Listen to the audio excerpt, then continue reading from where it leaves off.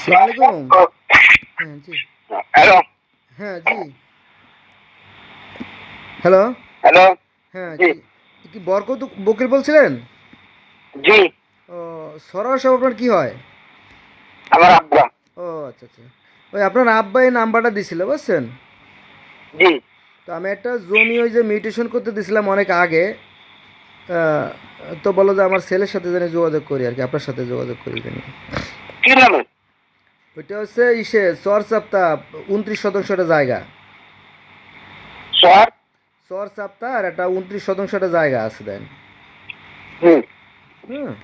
কিন্তু অনেক দিন হয়ে গেল, প্রায় 6 বছর হয়ে যাচ্ছে। ডাক নাম্বার আছে?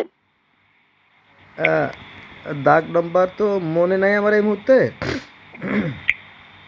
ওনার আপনার আমি যেটা বলি শুনুন। বলেন। অরিজিনাল দলিলটা কার কাছে? আপনার কাছে? না, আমার ভাইয়ের কাছে। এখন হলো নিয়ম হয়েছে কি জানেন? হ্যাঁ। এই আপনাকে কেসগুলো এই জন্য পাশে করে যাচ্ছে, বুঝছেন? আচ্ছা, অরিজিনাল দলিল ছাড়া স্ক্যানার করা যায় না, বুঝছেন? এটা অনলাইন হয় না, আচ্ছা, আচ্ছা, বুঝছেন? আপনি যে করে হোক আপনার ভোটার আইডি কার্ড, ছবি আর হলো অরিজিনাল দলিল পর্চা আমার কাছে দিয়ে যান। আচ্ছা।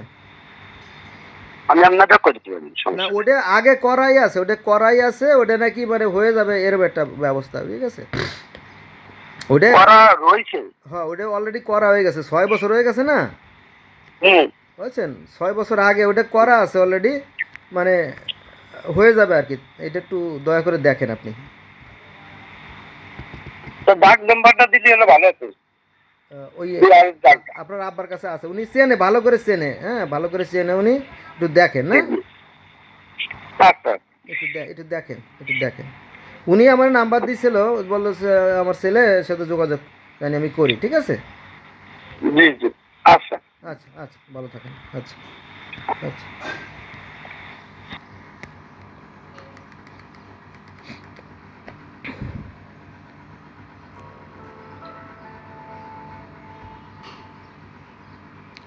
তিনি হচ্ছে ওই সরোয়ার উকিলের ছেলে,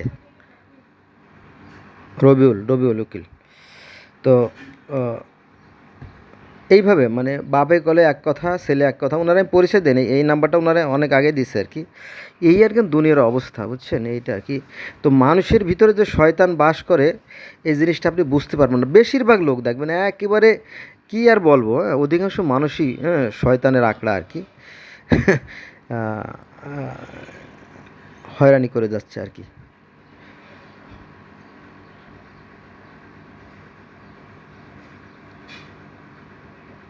বলার কোনো ভাষা নাই। হ্যাঁ, 7,000 টাকা দিছি, নগদ 7,000 টাকা দিছি, যে যেহেতু হুম, গেলাম এসিল্যান্ড অফিসে, বলো যে এই কাগজটা বাকি আছে। ঠিক আছে, কাগজটা তুলতে হবে। তো আমাদের সময় ছিল না, আমরা চলে আসলাম। ঢাকা থাকি 30 বছর। হ্যাঁ, তো চিন্তা করলাম যে 2টি টাকা যদি বেশি লাগে, ক্ষতি কী? যাক, কাজটা ফয়সালা মতো হয়ে গেল। আর যেহেতু মোহরিরা খুব অভিজ্ঞ থাকে, হ্যাঁ, তারা কাজটা সুন্দর করে করতে পারে, এই আশায়। আর উনি পরিচিত ছিল, আর উনি বয়স্ক লোক, সুন্দর চেহারা, ফর্সা, সাদা ধবধবে দাড়ি, টুপি মাথায় দেয়, পাঞ্জাবি পরে। তো পরেশগার মনে হয়েছে, কিন্তু এর ভিতরে যে এত ধোঁকাবাজি, এটা বুঝতে পারিনি আর কি। হুম। সে টাকাও দেয় না, কাগজও দেয় না, আবার ঘোরায় কয়, এই হয়ে গেছে। এই যে আজকে সকালে ওনার ফোন দিয়েছিলাম, বলো যে এটা এই তো হয়ে গেছে, হয়ে যাচ্ছে আর কি। আসসালামু আলাইকুম। ইনশাআল্লাহ। কেমন আছেন নানা? আলহামদুলিল্লাহ, আল্লাহ ভালো আছে ভাই। হ্যাঁ, ওই সেই জমিটা তো দলিল এখনো হলো না, বললো যে ঈদের সময় নাকি কেটা ফায়সালা করবে। ঠিক আছে, আচ্ছা। দেখা যাক, ওটা মাথায় রাখেন। আর ওই যে সেই সরোয়ার ঘুরে তো দিছিলাম, মিউটেশন করার টাকা দিছিলাম সেই 6 বছর আগে, 19 সালে। সেটা তো এখনো আজ করি কাল করে তো করে দিচ্ছে না, কি করবো কত?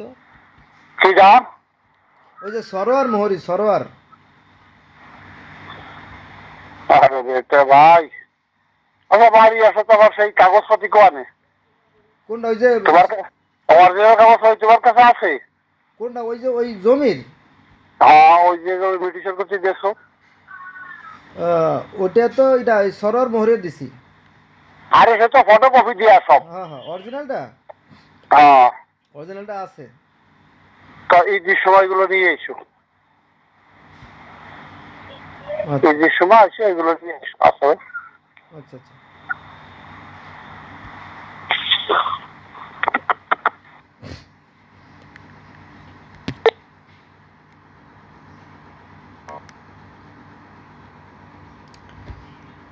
আচ্ছা দেখা যাক